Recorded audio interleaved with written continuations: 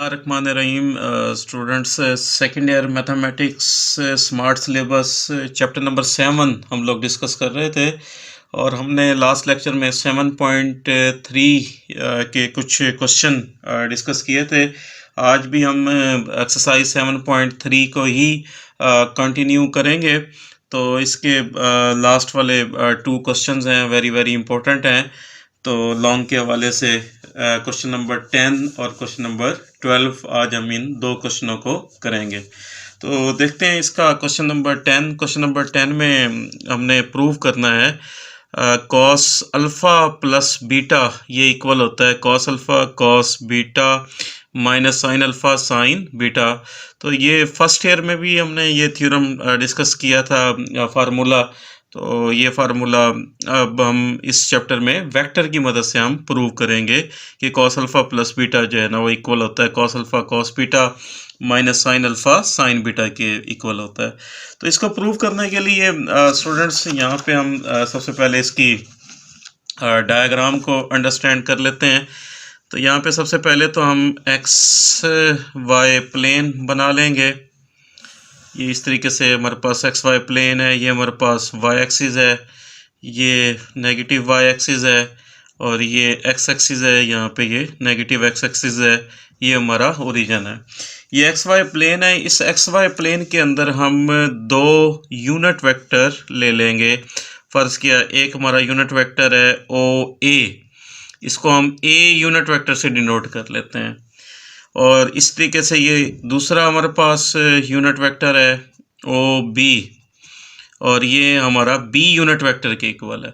एक हम x axis के ऊपर लेंगे और दूसरा जो है वो एक्स एक्सिस के नीचे हम ले लेंगे। ये इस तरीके से सबसे पहले तो हम ये 2 यूनिट वेक्टर ले लेंगे और जो पहला हमारा वेक्टर है ये हम सपोज कर लेते हैं एक्स एक्सिस के साथ एंगल अल्फ़ा बना रहा है और जो दूसरा है इसका एंगल एक्स एक्सिस से इस तरीके से क्लॉकवाइज बनेगा। जो पहला है ये एंटी क्लॉकवाइज बन रहा है, दूसरा जो है ना वो इस तरीके से क्लॉकवाइज। और जो एंगल क्लॉकवाइज बनाए जाते हैं तो ये माइनस बीटा इसका एंगल बनेगा। तो ये जो वेक्टर ओ ए है ये एक्स एक्सिस के साथ एंगल अल्फ़ा बना रहा है और जो दूसरा है जो एक्स एक्सिस के बिलो है और ये एक्स एक्सिस के साथ एंगल माइनस बीटा बना रहा है। तो ये 2 यूनिट वेक्टर कंसीडर करने के बाद एक एंगल अल्फ़ा दूसरा एंगल माइनस बीटा बना रहा है। अगर हम इनके बिटवीन एंगल देखें तो ये जो बिटवीन एंगल है स्टूडेंट ये इस तरीके से मूव कर रहा है, एंटी क्लॉकवाइज मूव कर रहा है। तो यहाँ पे ये जो बीटा है ये पॉजिटिव हो जाएगा और इस तरीके से ये वाला जो एंगल है ये हमारा अल्फ़ा, ये भी वही एंटी क्लॉकवाइज मूव कर रहा है, ये अल्फ़ा है। तो ये जो सेंटर वाला एंगल है ये इस डायरेक्शन के अंदर ये अल्फ़ा प्लस बीटा बन जाएगा। तो इसका प्रूव करने के लिए सबसे पहले तो हमने ये 2 यूनिट वेक्टर एक ओ ए एक ओ बी कंसीडर कर लेना है। तो यहाँ पे जो कंस्ट्रक्शन वर्क है इसको यहाँ पे हम लिख भी लेंगे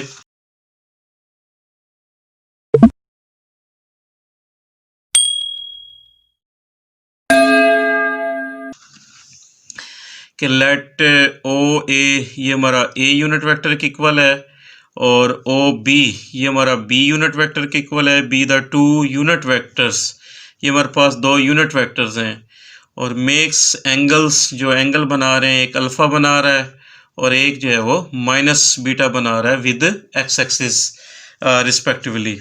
और हमने इसका स्टूडेंट्स जो बिटवीन एंगल है यानी कि मेजरमेंट एंगल बी ओ ए ये अभी हमने डिस्कस किया है, ये अल्फ़ा प्लस बीटा बन जाएगा। तो यहाँ पे हम लिख भी देंगे जो बिटवीन एंगल है मेजरमेंट एंगल बी ओ ए ये हमारे पास अल्फ़ा प्लस बीटा बन जाएगा। तो सबसे पहले तो इसका प्रूव करने के लिए ये थोड़ा सा कंस्ट्रक्शन वर्क करेंगे। कंस्ट्रक्शन वर्क के बाद स्टूडेंट्स ये जो ओ ए हमारा यूनिट वेक्टर है जिसको हमने ए यूनिट वेक्टर हमने से रिप्रेजेंट किया है, हमने इसके कंपोनेंट्स फर्स्ट वेक्टर के लिखने हैं। तो इसके 2 कंपोनेंट्स होंगे, एक इसका कंपोनेंट x है और दूसरा कंपोनेंट इसका y है। तो ये ज़रा देखिएगा जो x ये ऑलरेडी हमने पढ़ा हुआ है ये इक्वल होता है r cos अल्फ़ा के इक्वल होता है और जो y है ये हमारा r sin अल्फ़ा के इक्वल होता है। यानी कि जो इसका एक्स कंपोनेंट है ये आर कॉस अल्फ़ा, यानी कि जो आर है ये यहाँ पे हाइपोटेनस को डिनोट कर रहा है। तो ये जो ओ ए है इसका जो हाइपोटेनस है, यानी कि क्योंकि ये यूनिट वेक्टर है तो इसमें जो एक्स यानी कि आर वो तो हमारा 1 हो जाएगा और कॉस अल्फ़ा आ जाएगा, यानी कि इसका एक्स कंपोनेंट कॉस अल्फ़ा है और y component r sine alpha. R उसी तरीके से ये जो हाइपोटेनस है ये यूनिट वेक्टर है तो ये 1 हो जाएगा और साइन अल्फ़ा आ जाएगा, यानी कि जो पहला वेक्टर है ओ ए उसके कंपोनेंट हमारे कॉस अल्फ़ा और साइन अल्फ़ा आ जाएंगे। तो हम यहाँ पे लिख भी देंगे जो ओ ए है हमारा ये ए यूनिट वेक्टर के इक्वल है और इसके जो कंपोनेंट है वो कॉस अल्फ़ा और साइन अल्फ़ा आ जाएंगे। और इसको हम आई जे फॉर्म में भी लिख सकते हैं। तो हम इसको इस तरह लिखेंगे cos alpha i plus sine alpha जे। तो ये इस तरीके से फर्स्ट वेक्टर के कंपोनेंट आ जाएंगे। इसी तरीके से जो दूसरा वेक्टर स्टूडेंट्स हमने सपोज किया है इसका जो एक्स कंपोनेंट है ये भी उसी तरीके से आर कॉस अल्फ़ा। तो आर क्योंकि ये भी यूनिट वेक्टर है आर तो इसमें 1 हो जाएगा, फिर कॉस अल्फ़ा, लेकिन इसका एंगल स्टूडेंट अल्फ़ा नहीं बन रहा, इसका एंगल माइनस बीटा बना हुआ है तो यहाँ पे हम 1 कॉस माइनस बीटा आ जाएगा। इसी तरीके से जो y है ये भी हमने डिस्कस किया है, y इक्वल होता है आर साइन अल्फ़ा। तो r इसमें भी 1 हो जाएगा और साइन और एंगल अल्फ़ा की बजाय नीचे वाला जो वेक्टर है इसका एंगल माइनस बीटा है। तो ये सेकंड वेक्टर के जो कंपोनेंट हैं वो cos minus beta coma sign minus beta, क्योंकि यहाँ पे 1 लिखने की ज़रूरत नहीं है। तो ये जो स्टूडेंट्स हमने सेकंड वेक्टर लिया है ओ बी जो हमारा बी यूनिट वेक्टर के इक्वल है, इसके जो कंपोनेंट्स हैं cos minus beta coma sign minus beta. तो यहाँ पे जो कॉस है उसका जो एंगल का माइनस है ये प्लस हो जाएगा और जो साइन है उसके जो एंगल का माइनस है ये माइनस साइन बीटा। ये हमने फर्स्ट ईयर में पढ़ा था कि जो कॉस माइनस बीटा होता है ये कॉस बीटा की इक्वल होता है, लेकिन जो साइन होता है उसका जो माइनस है यहाँ पे आ जाएगा। इसको भी हम उसी तरीके से आई जे फॉर्म में लिखेंगे। तो ये हमारे पास कॉस अल्फ़ा आई और ये माइनस साइन बीटा जे। ये जो दो हमने स्टूडेंट्स यूनिट वेक्टर कंसीडर किए थे, एक ओ ए जो हमारे पास cos alpha i plus sine alpha जे बन गया है और दूसरा जो यूनिट वेक्टर है ओ बी उसको हमने हमारा बन गया है cos beta i minus sine beta जे। अब स्टूडेंट्स ये प्रूव करने के लिए cos alpha plus beta equal होता है cos alpha cos beta minus sine alpha sine beta. तो ये जो दो हमने यूनिट वेक्टर बनाए हैं हमने इनका डॉट प्रोडक्ट अगर हम ले लें तो वो प्रूव हो जाएगा। बड़ा सिंपल सा इसका प्रूव है। तो यानी कि अब हमने ये करना है कि ओ ए डॉट ओ बी ये हमने लेना है। तो यहाँ पे हम वैल्यूज़ पुट कर देते हैं। जो ओ ए है यानी कि जो फर्स्ट वेक्टर है वो हमने ऊपर लिया है cos alpha i plus sine alpha j dot जो सेकंड वेक्टर है वो हमारा cos beta i minus sine beta j, यानी कि इन दोनों का डॉट प्रोडक्ट लेना है। स्टूडेंट्स जो लेफ्ट हैंड साइड है यानी कि ओ ए डॉट ओ बी यहाँ पे भी हम डॉट प्रोडक्ट की डेफिनेशन अप्लाई कर लेंगे। डॉट प्रोडक्ट की जो फर्स्ट डेफिनेशन हमने लास्ट लेक्चर में डिस्कस की थी यानी कि ओ ए डॉट ओ बी ये इक्वल होता है फर्स्ट वेक्टर का मैग्नीट्यूड। यहाँ पे जो फर्स्ट वेक्टर है वो हमारा ओ ए है और सेकंड वेक्टर हमारा ओ बी इसका मैग्नीट्यूड और cos of angle between them. Between angle ये हमने ओ ए और ओ बी के दरमियान वाला जो एंगल है ये हमने अल्फ़ा प्लस बीटा हमने लेट किया था। तो ये cos of angle between them तो ये अल्फ़ा प्लस बीटा, यानी कि जो इसकी लेफ्ट हैंड साइड है ओ ए डॉट ओ बी यहाँ पे भी हमने डॉट प्रोडक्ट की डेफिनेशन अप्लाई कर ली है। और राइट हैंड साइड पे ये दो वेक्टर्स हैं इनका भी डॉट प्रोडक्ट हो रहा है। यहाँ से जो फर्स्ट कंपोनेंट है वो कॉस अल्फ़ा है और जो सेकंड वेक्टर है उसका जो फर्स्ट कंपोनेंट है वो कॉस बीटा आ जाएगा प्लस फार्मूले का, और फर्स्ट वेक्टर का जो सेकंड कंपोनेंट है वो साइन अल्फ़ा है और इधर से जो सेकंड वेक्टर है इसका सेकंड कंपोनेंट वो माइनस साइन बीटा की इक्वल है। तो लेफ्ट हैंड साइड में ओ ए, बिकॉज ये एक यूनिट वेक्टर है, तो यूनिट वेक्टर वही होता है, इसका अगर हम मैग्नीट्यूड लेते हैं तो ये 1 आ जाएगा। ओ बी, ये भी हमने एक यूनिट वेक्टर कंसीडर किया है, तो इसका मैग्नीट्यूड 1 आ जाएगा। और यहाँ पे हमारे पास कॉस अल्फ़ा प्लस बीटा, ये वैसे का वैसा। और यहाँ से स्टूडेंट हमारे पास कॉस अल्फ़ा कॉस बीटा, और ये जो माइनस है ये वाला, ये बाहर आ जाएगा, ये minus sine alpha sine beta आ जाएगा। तो ये जो लेफ्ट साइड पे 1 लिखा हुआ है, इसे लिखने की ज़रूरत नहीं है। तो ये हमारे पास कॉस अल्फ़ा प्लस बीटा, ये हमारा आ गया cos alpha cos beta minus sine alpha sine beta. तो यही हमने इसमें प्रूव करना था। तो इसका प्रूव स्टूडेंट बड़ा सिंपल सा है। हमने दो यूनिट वेक्टर्स लिए थे, एक ओ ए जो एक्स एक्सिस के साथ एंगल अल्फ़ा बना रहा है, एक ओ बी जो एक्स एक्सिस के साथ एंगल माइनस बीटा बना रहा है। और फिर हमने इसके कंपोनेंट लिखे हैं और उन दोनों का हमने डॉट प्रोडक्ट लिया है, तो ये प्रूव हो गया।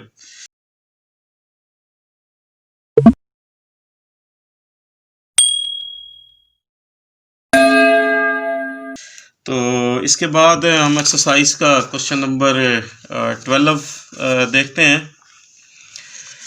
क्वेश्चन नंबर 12 का स्टूडेंट स्मार्ट सिलेबस का जो थर्ड पार्ट है, इस सिलेबस के अंदर ये भी एक बड़ा इम्पोर्टेंट क्वेश्चन है। तो थर्ड पार्ट में हमने प्रूव करना है कि बी स्क्वायर इक्वल होता है c square plus a square minus 2 c a cos of b.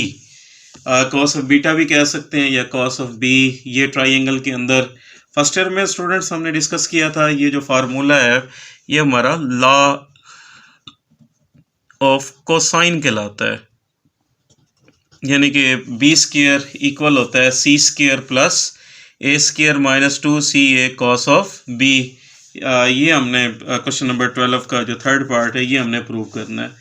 तो इसका भी प्रूव करने के लिए स्टूडेंट्स हम एक ट्राइंगल इसमें कंस्ट्रक्ट करेंगे। तो देखते हैं इसको भी हम किस तरीके से प्रूव करेंगे।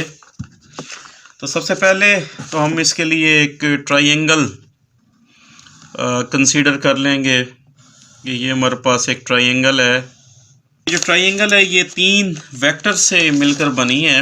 एक वेक्टर हम ये वाला ले लेते हैं, इस डायरेक्शन में जा रहा है, एक इस तरीके से इस डायरेक्शन में जा रहा है, और एक वेक्टर जो है वो इस डायरेक्शन में आ रहा है। तो ये हमारे पास एक ट्राइंगल है जिसमें ए बी सी, जो ए के सामने वाला वेक्टर है ये हम स्मॉल ए से रिप्रेजेंट कर लेते हैं, और जो बी के सामने वाला वेक्टर है साइड है ये हम स्मॉल बी से रिप्रेजेंट कर लेते हैं। और इसी तरीके से जो सी के सामने है ये हमारा स्मॉल सी ये बन जाएगा। और ए के सामने वाला एंगल अल्फ़ा या ए भी हम इसे कह सकते हैं, बी के सामने वाला बी, और सी के सामने वाला जो एंगल है ये हम कैपिटल सी से डिनोट कर लेते हैं। तो स्टूडेंट इसका प्रूव करने के लिए सबसे पहले तो इस तरीके से हम एक ट्राइंगल कंसीडर करेंगे, ए बी सी। ए के सामने वाला स्मॉल ए, बी के सामने वाला स्मॉल बी, सी के सामने वाला स्मॉल सी। एक एंगल ए, ये बी, फिर सी। अब यहाँ पे देखिएगा कि हमने प्रूव करना है कि बी स्क्वायर इक्वल होता है c square plus a square minus 2 c a cos of b. हमारा जो एंगल है ये कॉस बी यानी कि बी पर बन रहा है। तो यहाँ पे हम ये करेंगे, ये जो बी है तो इसमें हम एंगल बनाएंगे। एंगल इस तरीके से बनाएंगे, ये जो वेक्टर है हमारा स्टूडेंट सी वाला, ये वाला, इसको हम आगे की तरफ यूँ एक्सटेंड कर देंगे, क्योंकि दो वेक्टर्स के दरमियान अगर आपने एंगल बनाना है तो दोनों की जो टेल्स हैं ये आपस में मिलनी चाहिए इस तरीके से, फिर ये इनके दरमियान जो है वो एंगल बनेगा। तो ये जो वेक्टर है ये इस तरीके से जो इसका हेड आ रहा है इसे हम आगे की तरफ एक्सटेंड करेंगे, और इधर से ये जो वेक्टर है इसको वैसे ही आगे की तरफ जा रहा है। और ये जो एंगल है ये हमारा बी का एंगल, यानी कि ये टोटल यहाँ से लेके यहाँ तक जो है ये हमारा 180 के इक्वल होता है। और 180 में से ये अगर हम बी निकाल देंगे, 180 को हम पाई से डिनोट करते हैं, और ये अंदर वाला हमारा बी है, तो ये वाला जो एंगल है ये हमारा पाई माइनस बी आ जाएगा, यानी कि टोटल 180 में से ये हम बी निकाल लेंगे। ये बी पर हमने एंगल इस वजह से बनाया है क्योंकि हमने यहाँ पे प्रूव करना है कि कॉस बी आता है हमारे भी क्वेश्चन के अंदर, तो इस वजह से आपने ये बी पर एंगल बना लेना है। तो ये स्टूडेंट्स ये जितना भी कंस्ट्रक्शन वर्क है इसको यहाँ पे हम लिख देंगे कि सबसे पहले तो हमने एक ट्रायंगल कंसीडर कर ली है ए बी सी विद जो बी सी साइड है हमारी ये वाली, क्योंकि ये ए के सामने बनती है, ये हमारी स्मॉल ए बन जाएगी। और इसी तरीके से जो सी ए साइड है ये हमने स्मॉल बी के इक्वल लेट की है। और इसी तरीके से जो ए बी साइड है ये हमारी स्मॉल सी के इक्वल हमने लेट कर ली है। तो इस डायग्राम में स्टूडेंट्स देखिएगा, ये पहला वेक्टर हमारा ए है और दूसरा वेक्टर हमारा ये बी है और तीसरा वेक्टर सी है। तो ये a प्लस बी प्लस सी, क्योंकि यहाँ से हमने स्टार्ट किया, ये a आ गया, ये b आ गया और ये c आ गया, यानी कि सेम इनिशियल और सेम हमारा टर्मिनल पॉइंट बन गया। तो इसमें जो ट्रायंगल की साइडों का सम है यानी कि a प्लस बी प्लस सी ये हमारा ज़ीरो हो जाएगा। ज़ीरो इस तरह अभी हमने डिस्कस किया है क्योंकि हमने ये a b और c जहाँ से हमने स्टार्ट किया था वहीं यानी कि एंड हो गया। इसका मतलब है इसका जो सम है अगर सेम इनिशियल और सेम हमारा टर्मिनल पॉइंट हो तो वो सम जो है ना वो हमारा ज़ीरो बन जाएगा। इसके बाद क्योंकि हमने इसका थर्ड पार्ट प्रूव कर रहे हैं, थर्ड पार्ट में हमने बी वाली साइड हमने प्रूव करनी है। तो ये सम जो है ना वो ज़ीरो के इक्वल स्टूडेंट रखने के बाद आपने बी को लेफ़्ट पे रखना है और ए और सी को आपने उधर ले जाना है। अगर यहाँ पे आपने ए वाली साइड प्रूव करनी है ए स्क्वायर वाली, तो आपने फिर ए को यहाँ पे रख लेना है। और अगर आपने जैसे इस क्वेश्चन में बी हमने प्रूव करना है कि बी स्क्वायर इक्वल होता है c square plus a square minus 2ca cos of b, तो आपने यहाँ पे बी को लेफ़्ट साइड पर रख देना है और बाकी दो जो है वो राइट साइड पर ले जाएंगे। तो ये इसकी टेक्निक है हल करने के लिए। जो साइड आपने प्रूव करने के लिए आ जाए उसी को लेफ़्ट पे रखना है, बाकी रिमेनिंग जो है ना वो दोनों साइडें राइट पर ले जाएंगे। तो राइट साइड से माइनस कॉमन आ जाएगा तो ये हमारे पास a प्लस सी आ जाएगा। इसका नाम इक्वेशन नंबर 1 कह देंगे। और इसके बाद स्टूडेंट जो साइड प्रूव करने के लिए आई होती है, जैसे हमने b का प्रूव करना है तो इक्वेशन नंबर 1 के बाद आपने taking dot product with b both side, हमने जो साइड प्रूव करने के लिए आए तो उसी का डॉट प्रोडक्ट, यानी कि हमने b वाली साइड प्रूव करनी है तो यहाँ पे भी हम b का डॉट प्रोडक्ट ले लेंगे और इधर भी हम b के साथ डॉट प्रोडक्ट ले लेंगे इक्वेशन नंबर 1 के। अगर हम a वाली साइड प्रूव कर रहे हैं तो फिर a के साथ डॉट प्रोडक्ट लेंगे और अगर हम b वाली साइड प्रूव कर रहे हैं तो हम b के साथ डॉट प्रोडक्ट इस तरीके से ले लेंगे। और लेफ्ट हैंड साइड पे स्टूडेंट्स b डॉट b ये हमारा b स्क्वायर बन जाएगा। और राइट हैंड साइड पे ये जो b के साथ हमने डॉट प्रोडक्ट लिया है तो इक्वेशन नंबर 1 में जो b की वैल्यू है माइनस इंटू ए प्लस सी, ये वाली वैल्यूज़ इसमें पुट कर देनी है। तो ये इसमें एक टेक्निकल सी बात है। लेफ्ट हैंड साइड पे तो हमारा b डॉट b स्क्वायर बन जाएगा और राइट साइड पर जो b है इसकी जो वैल्यू हमने इक्वेशन नंबर 1 में बनाई है माइनस ए प्लस सी, ये हमने पुट कर देनी है और ये माइनस इंटू ए प्लस सी ये वैसे का वैसा आ जाएगा।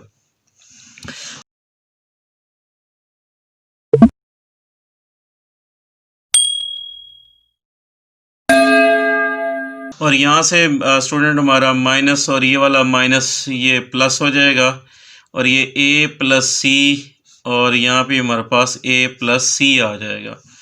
तो अब हमने इन दोनों का डॉट प्रोडक्ट ले लेना है। पहले a को अंदर मल्टीप्लाई कर देना है, ये a डॉट a और ये इसके साथ मल्टीप्लाई होगा तो a डॉट सी आ जाएगा। इसी तरीके से c को अंदर मल्टीप्लाई करेंगे c डॉट a और इसके साथ c डॉट c आ जाएगा। और next student a dot a ये हमारा a स्क्वायर बन जाएगा और ये a डॉट c और ये जो c डॉट a है इसे हम a डॉट c लिख सकते हैं क्योंकि डॉट प्रोडक्ट में कमोटेटिव लॉ होल्ड करता है। ये जो c डॉट a है इसे a डॉट c लिखा जा सकता है और इसी तरीके से ये जो c डॉट c है ये हमारा c स्क्वायर बन जाएगा। तो अब इसकी थोड़ी सी हम अरेंजमेंट कर लेते हैं, ये a स्क्वायर वैसे का वैसा और ये लास्ट में जो c स्क्वायर है इसे हम पहले लिख लेते हैं और a डॉट c और प्लस a डॉट c, तो ये हमारे पास 2a डॉट c बन जाएगा, यानी कि ये जो सेंटर वाली टू टर्म है ये हमारी ऐड अप हो जाएंगी। तो अब स्टूडेंट्स इसमें देखिएगा, ये b square is equal to a square plus c square plus 2, और ये जो ए डॉट सी है, यहाँ पे हम डॉट प्रोडक्ट की फर्स्ट डेफिनेशन अप्लाई करेंगे। ए डॉट सी ये हमारा इक्वल होता है फर्स्ट का मैग्नीट्यूड, सेकंड का मैग्नीट्यूड, सेकंड हमारे पास सी है, और cos of angle between them. किसके बिटवीन एंगल? ए और सी। ये देखें डायग्राम में हमने डिस्कस किया था, ये जो ए और सी है इसका जो बिटवीन एंगल है ये हमारा पाई माइनस बी के इक्वल है। ये हमने स्टार्ट में हमने डिस्कस किया था, यानी कि ए और सी का जो बिटवीन एंगल बनता है वो पाई माइनस बी। तो यहाँ पे यानी कि हम ए और सी का डॉट प्रोडक्ट ले रहे हैं, तो फर्स्ट का मैग्नीट्यूड, सेकंड का magnitude, cos of angle between them वो पाई माइनस सी आ जाएगा।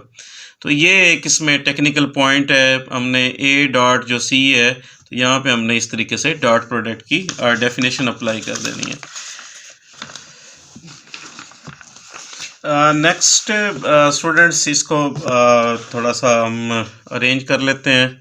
तो ये हमारे पास आ जाएगा b square is equal to a square plus c square plus 2 a c, और ये जो student cos pi minus c है, जब हम इसे ओपन करेंगे कॉस अल्फ़ा माइनस बीटा का यहाँ पे फार्मूला लगाया जाएगा, तो इसका आंसर आ जाएगा माइनस कॉस सी आ जाएगा। तो कॉस अल्फ़ा माइनस बीटा, यानी कि जब हम इसे ओपन करेंगे तो इसका आंसर माइनस कॉस सी आ जाएगा। तो यहाँ से हमारे पास ये b square is equal to a square plus c square, तो ये जो माइनस है ये हम बाहर निकाल देंगे, माइनस 2ac कॉस ऑफ सी। तो यही हमने हमारा प्रूव हो जाएगा, प्रूव हो गया। तो यही हमने इसके अंदर प्रूव करना था।